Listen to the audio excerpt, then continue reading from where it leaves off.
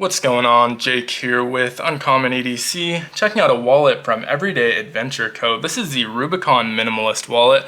Really beautiful. Now, the Seigaiha pattern with the contrasting blue thread is a sample that he sent over. This is not for sale yet, but if you like the model of the wallet, he has a really badass Topo version with a tan leather on the site now for about $45.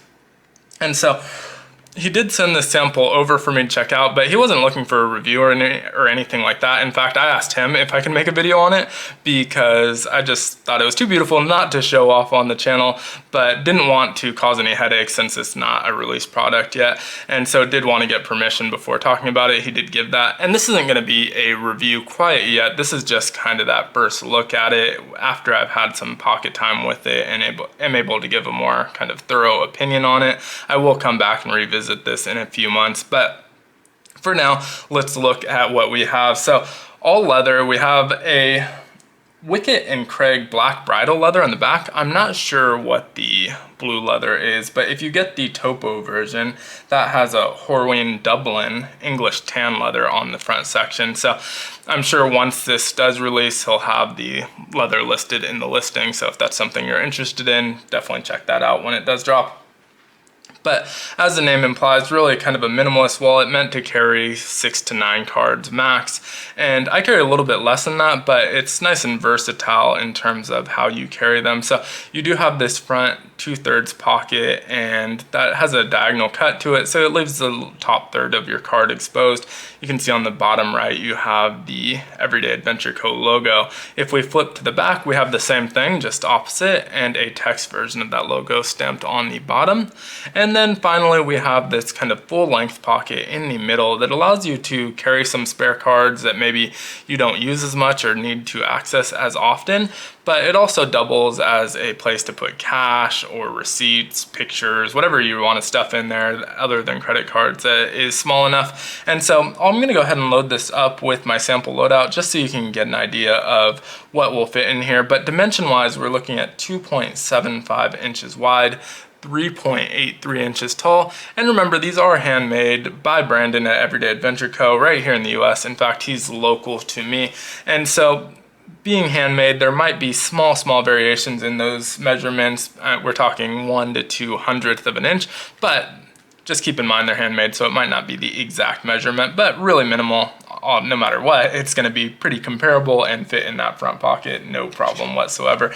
Now, on the front side, I'm going to have my ID and a debit card. So this is just obviously sample cards, not the real version of them. Those slide right in there, no problem. I'm going to put 2 cards. Like I said, each of these slots is rated for 3, and you can probably fit even more than that in the center if you do decide to use that for cards.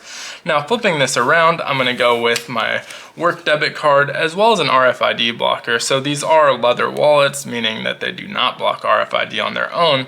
So I'm going to put that in that kind of outward facing slot. And when I put this in my pocket, I'm going to make sure that is the side that is facing outwards with the other side up against my leg so that it will kind of block all of those cards and protect them. You could always put them on both sides, but if you're careful about how you put them back in your pocket, that's a little bit redundant, so no need to do that. Now, you see I still have this open center slot. Definitely not going to use that for cards myself, but I do have 5 folded bills here just so you can get an idea of how much will fit in there. And 5 bills fits no problem whatsoever. You can definitely fit more than that, but I'm usually carrying just a couple small bills. I don't really need the capacity to carry more than that. And as with any minimalist wallet, that you're not going to be able to access those bills individually. You have to pull them all out to get to those center bills, which is a downside of minimalist wallets, but I think you kind of know that if you're carrying a minimalist wallet.